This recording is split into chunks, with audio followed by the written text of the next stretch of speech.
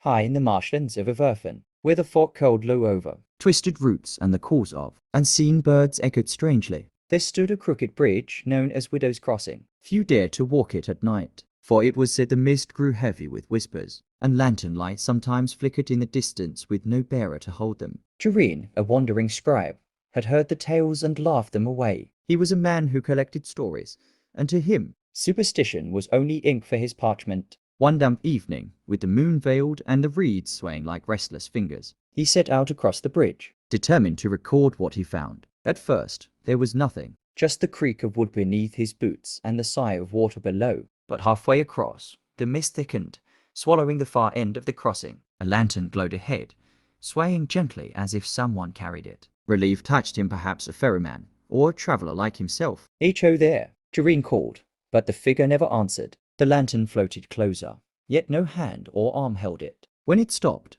hanging in the air just a few paces before him, the whispers began, low, urgent voices, overlapping like many people speaking at once. They told of promises broken, of lovers drowned, of debts never paid. The bridge beneath Jareen shuddered as if the weight of their sorrows pressed upon it. Clutching his satchel, Jareen tried to step back, but the planks groaned and split, roots rising from the water below, curling like skeletal arms. The lantern's light flared, and within it he saw faces dozens, pale and open-mouthed, their eyes hollow. Widow's Crossing was not haunted by one spirit, but by all who had ever fallen to its waters. They reached for him then, not to harm but to burden, pressing their stories into his mind, their griefs and regrets flooding into his chest until he staggered beneath the weight of them. The last thing he remembered was dropping his quill, ink bleeding into the mist. In the morning, villagers found him slumped at the far end of the bridge, alive but changed. His hair had gone white, and his voice was forever hoarse, as though he'd been screaming through the night.